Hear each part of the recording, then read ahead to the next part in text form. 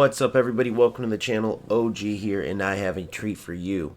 Two of the best players to ever play FIFA/FC met for a face-off. They talked about a lot of FC Pro/FIFA Pro, right? Because we go back before the FC days with some of these questions. But they met for a face-off. And it was a severely underrated video. It was part of a promotion for PlayStation Sports, which, by the way, great idea, great concept, but they gotta fix the cheating. They gotta fix their system for their connection, because it is the worst lag, the worst delay I've ever seen. With that being said, there were some very interesting questions about the game itself, and to hear from two of the best who have yet to play each other on the pro scene, they're going to make it happen eventually, and that's going to be the most watched FC game ever. But with that being said, I know there's a lot of interest in the future of this franchise, and let's hear what two of the best in the world have to say on things they like about the game, things they would change about the game, as we move into this era, or so it seems, of player-base focused new games. This could be very prominent in where we go, as we know much of what the developers did to fix the unresponsive gameplay, to make changes. Much of the testing is through players like Tekkz and Anders, right? Is through these top pros and their opinions on the game, and then they obviously translate it to fitting the needs of the more general player base, just because, you know, these are once in a generation talent on the sticks. True, like, Mbappe level of current day football, true Pele level players, if you're looking at somebody like Anders Vejrgang, just ahead of their time on the sticks. So obviously some of these things are going to have to be catered down to players that aren't from another planet on the sticks. But very interesting takes nonetheless. So with that being said, let's get into this video. Very well done. Let's get this spread and let's see what you think about these takes. Let me know in the comments section. Do you agree with Tekkz? Do you agree with Anders? Do you disagree, and why? Let me know. Let's talk about FUT Champions then. This has changed across the years. We've had 40 games, we've had 30 games, we've had 20 games, we've had 15 games. How many games should FUT Champs be, starting with Tekkz?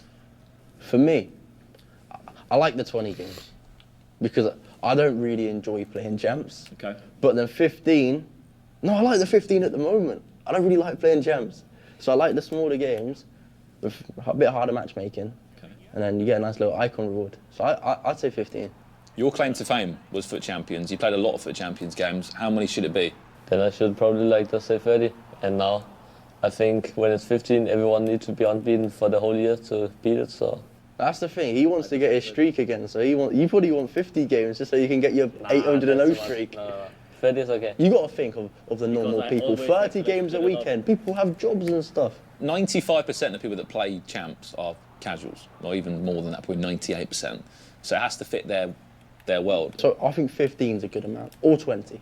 I say probably 20. He changed his answer. You got to give me the win then. No. He's changed his answer. No, you got to give me the win. No, you ask another question. No, no. No. Like, I prefer 30, but when you say, like, we should, like, think about cases, then I think 20 should be better. Because, like, they don't have that much time. So we're actually both agreeing on 20? Yeah, but he said 30 and I said 15. So we're just going to have a middle ground here? No, then I'm going to win because I have a streak and he don't have. I'm not sad enough to get a streak. I agree. You know what I mean? I'm not sad enough to get a streak. I agree. But, like, still.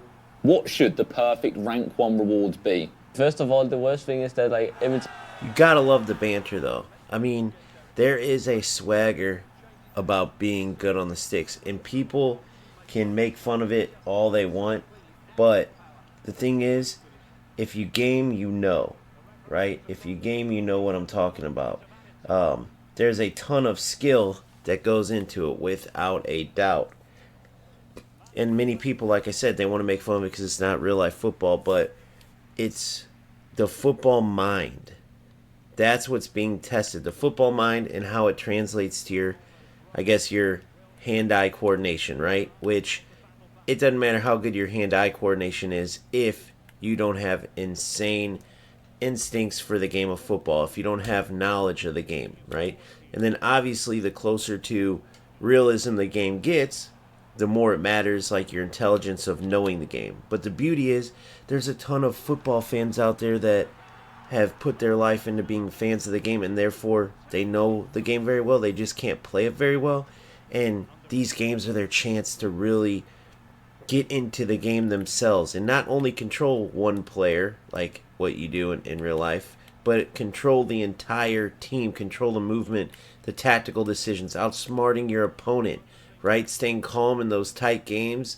All of the real life, emotions that you have come through on the sticks as well. And to see and hear how the best players in the world kind of have that swagger about them, no different than the best real life footballers in the world, real life athletes in the world. It's pretty cool to see, in my opinion. Honestly, I just had to share that real fast. And you see the swagger shine through without a doubt, especially in this man right here. Many may hate him, but when you look at him like from the eyes of just a great once in a generation talent type athlete, right? Because that's what he is on the sticks. Truly, it's incredible seeing him play. Tekkz is amazing too, but Anders is just a whole nother level, if we're being honest. He has that same type of swagger without a doubt. So let's hear more. Time now, I have to play rivals to get the points to qualify, to play the qualifier, and I don't want to play rivals. So I think you need first qualifier points to be allowed to play the qualifier. I need that. Forget that. So part. yeah, what's this got to do with rewards? Okay, yeah, I'm just saying. You get that? That's the thing I care about the most. So rank 1 rewards, you're saying you should qualify for champs next week straight away. Yes. So I reckon you should have a choice. You should have a choice of the packs option, or you can have a choice of just taking coins, like 1 million coins, 800k coins, because then you can open the packs and try to get a bigger pool, or you could just play it safe and take the coins. So I say his answer with an option of taking coins as well, because then I win. That's not fair. That is fair. How is that fair? I've played Just it because smart. I start, just I'm because too I start. clever. I've Just got because years I of start. experience on you. I've got years of... Yes. What? No way. No way. You've not had any skill there. You've just taken his answer and said, look, put 1 million coins on the line. You are a bad host. You know that. I don't know how you got commentated. Yeah. You're useless. Someone voted for me at least. Right then, guys, let's have a bit of fun. I'm going to bring out the buzzers. I'm going to read the question out. Click the buzzer when you want to answer. Wait for it to finish, then give me the answer, okay? Can I hear his buzzer sound? Oh, I like that one. I got the slow one now. Okay. Which player on FC25 has got the highest physical stat? Van Dijk. No. Is it the inform, the third league German player? What are you talking about? What's he walking No, about? but I like what you're saying there. Back to you. Jonathan Sarr. No. I don't know any players. Gyökeres. Bingo. 1-0 Anders Vejrgang. Let's go. Such a nerd. Right, next question. Who has the highest pace stat on FC25? Go ahead and fast forward through this That's part. just because I'm Because we want to hear about their takes on the game. Oh, Yeah, sorry. Stop trying to give him the... Sorry. What are you doing? Sorry. You get a free answer up top. 3 He has correct 3. answers. That is so. Who won? Messi. Do again. 3. I've got, No, I no, think, I'm of happy one with top it. my head here. It was in Aalborg, I think 30 minutes There from we where I go. live. A Saturday, I was just You first and foremost, Anders. Your journey when you started out playing. Test done. I was never losing that to you. For everybody watching, if you're Tallest icon is on FC25. Thanks for playing, mate. nah, that's so dumb. That was the ball knowledge. Test done. I was never losing that to you. For everybody watching, if you're looking for the ultimate gaming experience, head to PlayStation Tournaments on your PS5 console. Whether you're just starting out or love the thrill of competition, PlayStation Tournaments have got you covered. We're going to move on to a different topic here. You both have quite interesting stories of how you started out competing. PlayStation Tournaments offer the opportunity to compete at all different skill levels from the comfort of your own homes. Speak about you first and foremost, Anders. Your journey when you started out playing. Can you remember your first tournament that you played on a PlayStation? I was 11 and I saw a random tournament on my phone, and it was in Aalborg, I think 30 minutes from where I live. A Saturday, I was just I told my mother and we just drove there. I had no expectations. Then I think it's the morning on that day, the groups was out. I was checking, and I saw it group with a pro back then, and I was okay, I would like lose, you know. It sounds like probably very weird, but I was only 11, but like I tried to like check like their game. You started scouting your opponent. Yeah, I really did. I really did. I really don't know why. Then I came. I think I won like against the pro like 2-1, but I'm like, okay, that's like probably like one lucky game. Like that can happen. But I won like every game in the group. I was through. Then I played like a YouTuber in my first knockout game. I won that, and after that I played Fredberg, you know. Yeah. Like he was Danish champion back then. I won like 4-1, and then after that game I was almost crying. Like I couldn't believe it, you know. What did you win? Like I didn't even win the tournament because like I was like too emotional after that game. Then I lost to like another YouTuber after. I think like if I was like more clear in my head, I would probably win. People can say what they want. Again, I said this earlier about players on the sticks, right? And they don't get enough credit. Obviously, get a lot of slack. They don't touch grass. They don't get any girls, blah, blah, blah. But the bottom line is, many of us, including athletes ourselves who do touch plenty of grass, right? We play the game. That's how I mainly played, is during season when, during off times, you couldn't go out and party, especially like in college. You couldn't be like a normal person, right, that can play the game 24/7 and then go out whenever they want and everything. So you have plenty of resting time. You're not training all day every day. You're not playing all day every day. So during that resting time, guess what? The best thing to do, get on the sticks.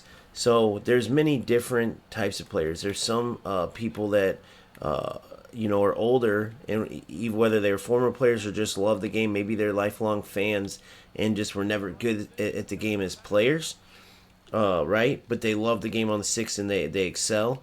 And so they might have, let's say, high-stress jobs. I've seen this before. High-stress jobs, and a way that they relieve a lot of that stress and perform at work and take their mind off it is getting on the sticks. And for everybody I'm mentioning, and there's a million other game-type gamers out there, not just for FC, for any game, but just speaking particularly for FC, a game where you're competing, everybody cares. That's the bottom line. Sorry, I shouldn't say everybody. Most people do care. So the minority of those people who are saying touch grass and this and that, and usually they're just trolls. Usually you better believe they're in there breaking controllers if they don't win and crying if they, if they lose a game too. Like they say everybody else is crying. Everybody's crying. Trust me, they're crying just the same or more and care just as much. So the bottom line is this, the point that I'm getting at is going in at 11 years old into a tournament against the best players in the world and then performing. I could only imagine those emotions. But guess what that did? That set the scene for what was to come, because when you're that good at 11, beating pros, even competing, even if you lost every game in that tournament 1-0, it would have been a tremendous confidence booster. But to beat a world champion, just imagine what that would feel like. You're 11 years old on the sticks. You go to play some of the best players in the world. You have no idea how you're going to stack up. You finally get the balls to go and play, which kudos to Vejrgang, because he might have said what many players do, it's not worth it. I'm just going to get destroyed, which, like you heard him, he said he thought he was going to lose. And he goes out and he beats a world champion. And then obviously he loses, like you said, in the final, because he couldn't believe it. That was like the final to him beating that pro. And clearly he cares about the game. Clearly he's incredible. And whether you love him or hate him, he's excellent for the sport and the viewability of the sport. And I love hearing these type of stories, man. And you better believe that a lot of the hate that he gets, I've said this in videos I covered on him before, you better believe a lot of the hate he gets, and this is where I commend him for that kind of swagger, that the way he is, you better believe a ton of it is from the bullying. Not just through when he got popular from being one of the best players in the world on the sticks, but obviously with just his appearance and everything else. And to take that and turn it into something like he's done, I mean, you better believe he's richer than all those trolls out there. All the kids in school that were making fun of him, at his age and being easily on his way, if he's not already, with sponsorships to being a millionaire just for playing a video game. So kudos to Anders. I just had to say that, man. And you're going to get better if you play him. Why is it important that there is more tournaments, Anders, for maybe new players in the scene? Even if they're maybe for just some FC points or maybe $100. It's easier to improve when you play tournaments, because there's something on the line and you yes. can take it more serious than let's say a random rivals game. And then the winners of the tournaments if you start to win like regularly, like you would like get seen probably, can get like opportunities to like probably start like in a like not good team but like a decent organization probably, and you can start from there, I think. So this is extremely important, what Anders is talking about. Not as much for the pro scene stuff, because that's absolutely true. I tell my players all the time, you never know who is going to be watching, right? And I've seen it happen as well. So you can absolutely get noticed. You win a lot, your name's going to get out there. But more importantly, for something being on the line, right? When you are playing for something, it doesn't matter. Like in real football, I remember our coach could hold up a leaf that he picked up off the ground and say, "This is the Leaf Cup. The winning team gets this leaf." Boom, it just turned real, right? When you're playing for something as a natural competitor, you want to win that. You don't want your opponent to get that, and it just puts on the line. So then when you add in the fact that you can earn FC points, which help you for the next year, or if you want to spend them that year, that's huge. Imagine if these other games did something like that, right? So in eFootball, they have these coins that are almost impossible to get. It's not like FC where there's a ton of objectives and ways to get players, and then they have all these legendary players who they actually do a good job with. But imagine if they had tournaments over there. They have nothing. So players who are free to play, they just got to sit there and just hear crickets as far as like anything that they get. I mean, they get worse than players who are actually willing to put some money in, right? But not having a way to play for coins at all over there. So what many do in FC, including myself, is I play the game like normal, and then as we get closer to the start of the next game, I'll pad up my points that I'm going to get from the Ultimate Edition with some tournament wins. Now, yes, if you're not at a decent level, at least you're probably not going to fare too well. So you got to work your way to get there. But they are right, too. If you get to the point where you're good enough to at least compete, maybe even win a couple games and get even just one or two, just the experience playing against good players, because there's no doubt at least a decent level of players, right? The troll level players you'll definitely smoke. But here's the problem with PlayStation tournaments, and hopefully they fix it. Everything is great. The concept's great. Everything's great except for two things: the connection and the ability for cheaters to succeed, right? So there's always going to be those losers that buy a football simulator just to not play, just to cheat. You see it all the time, right? Players that literally want to watch themselves climb the rank even though they're not even playing, they're like doing a disconnect glitch to get wins. Like, it's just insane how pathetic people are. But they exist. And so PlayStation tournaments, until they get rid of those players, because you face them all the time. And so say you put in work. It happened to me the other day. I put in work to get to the final, and then boom, get a disconnect a player who I actually beat 2-0, and he did some weird thing and ended up going through.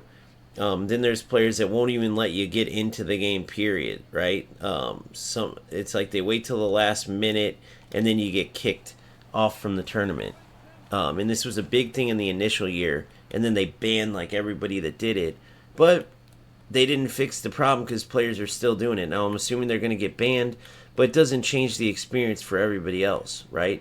It ruins it. And then the connection. If you're the home team, you're going to have insane connection. You're almost guaranteed a win, actually. If you're the away team, you have to be way more skilled, and that's where I beat the odds a lot of times, actually. Probably over like 10 of the 17 tournaments, I was the away team. And so it was good. It was a good nod to my skill level, but even winning it wasn't fun because it took a game that would have been like literally like 5, 6, 7 nothing and turned it into a back and forth close game as I'm playing with like over 200 ping.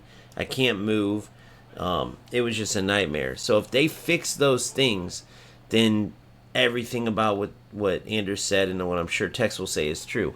Playing for something matters. Being able to play for FC points is huge. So if PlayStation Network can actually just fix these nonsense issues, number one, the cheaters, and number two, the way that they set up the hosting and stuff, which makes the connection terrible, especially for the non-hosts. If they can fix that, it's truly awesome because the other games aren't doing anything like this.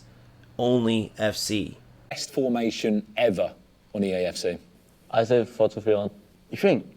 I think 4-2-3-1 or what? 4-3-2-1. No, 4-2-3-1. What, like old school? Yes. Best ever formation. I think the most overpowered formation ever was 4-3-2-1 Yes, overpowered, for the yes. past few years. But like the best, like my favourite, say 4-2-3-1. 4-2-3-1 for me. Over the years, 17, it was good. 18, it was good. 19, it was good. It was just been good for a while. 4-2-3-1. You both agreeing? Was that the formation you used for your streak, or not? No, that was 4-4-2, but like as I said, I followed the scene like when I was like young also, and I knew that like everyone was playing that, and again like the game was very differently there, but it was like a lot faster, and if like the formation was good back then, I just think like it was quite good, and this year I've seen like some players play with it too, and it's just like the most like balanced like formation without like any overpower things. 4-4-2 back in the day was good as well. Like on 19, I did win a couple of tournaments with 4-4-2. Very And cool to hear this year, insight. I'm bringing back my 4-4-2. So, You are? Yeah. Me and Anders 4-4-2. Right then, chaps, it's been an enjoyable face-off, this one, discussing everything FC. But it can... That was awesome. I don't even care to hear like who wins the guys' little opinion battle. I know it's just for the entertainment value, but either way, some very good insight there. I'm surprised Anders didn't go with 4-2-1-3 he is the one who made that huge. If you don't know, 4-2-1-3 is a newer setup, not in real football, obviously, but in FC. It wasn't in FC, right? 4-2-3-1, obviously very popular. 4-4-2, the more standard, like that's the most used, I would say, overall, especially for like newer players to get used to. But the 4-2-1-3, once Anders made it popular and was like destroying everybody with it, then everybody started using it. And just to show his level, I forgot which big tournament it was. It was a big, broadcasted tournament with all the best players. He used a 4-4-2 just because he made 4-2-1-3 popular, destroyed everyone with it, and then changed it up. Now, I'm sure there was tactical reasons behind it too, but I guarantee that what he said there, if you follow Vejrgang at all, about using 4-4-2 just to beat everybody with the setup that he made popular, there's no doubt there was a little bit of that going on too. So 4-2-1-3, in my opinion, just with how it plays, if you would have gone back in time and added it into the previous FIFAs/FCs, it would be without a doubt the most powerful ever. Without a doubt. And that's what's going to be hard to contain it. Maybe with these changes, it will open up more in, like, you could play a 4-2-3-1 right now and a 4-4-2, and obviously you can have success. But if you're talking the most powerful, like $1 million is on the line, you want to win at all costs, 4-2-1-3, without a doubt, is the most powerful. Just the setup here, the way that the players work naturally in the seams between the defenders without any adjustment of movements, and the way you can win the ball and just immediately ping it through and almost be just within the snap of your fingers, just through on goal. Constant movement. You have a deep runner coming in, or you can play this cam in more of a playmaker role, so you have those options. The shadow strikers, so they come in as almost like the old 4-3-2-1 type of attack, but can also get down the wings if you manually make, control their runs. You can even get your wingbacks involved if you really want it, or a deep line playmaker involved to have the three up front, plus a cam, plus a player. You can even put this player as like a playmaker, I think is what Anders did. I have this player as a deep line playmaker than a natural number 6, right? But there's just so many options, so much danger. It's so powerful, and that's why I put it over the 4-2-3-1. It's just a little bit more in the text. They both have that good defensive cover, and that's where the 4-4-2, for whatever reason, when you go 4-4-2 holding, it gets a little bit out of whack. Like 4-4-2 regular is where that formation plays the best. Even with a 4-2-2, I would take 4-4-2 over it. But the reason why I would go 4-2-2, it would be over the 4-4-2 holding, right? And then in a regular 4-4-2, not having two CDMs, especially with manual defending, I don't like it at all. So that's my take on it, a little more in depth than I plan to go, but 4-2-1-3 without a doubt. After that, 4-2-3-1. Then I would put 4-4-2, and then just after that, it would be the 4-2-2. But that's why I don't really go with the 4-4-2. I tried it. I need 2 CDMs in there. I need those 2 players deeper, because otherwise that space in front of the 4 backs, it's just too open. Now maybe if they do better with the defensive positioning and maybe AI marking, not AI tackling, not them doing the work for you, but just tracking back and at least covering open players instead of what would happen in a 4-4-2 at least, for me. And I haven't played it lately because of this experience, but I would go 4-2-2 if when I went that route. And I did with my original account from this year even. I went 4-2-2 with Hullett and I think Bobby Charlton at Cam. But I have to have the 2 CDMs because when I didn't, the opponent would just have space for days in front of my back 4. So anyway, I don't want this to turn into a tactics video. I'm just surprised Vejrgang didn't say that. But other than that, some very great insight. With that being said, I hope you enjoyed this. I wanted to shed more light on it, especially as we all are excited to get into FC 26. If you enjoyed the video, please smash the like button. If you haven't already, please subscribe to my channel. Check out my Discord. Yes, it's a premium Discord server, $2.99 a month, but you get everything you need to succeed in FC 26, and the preparation starts now on improving and having a good year in FC. I'll see you guys on the next one. Peace out.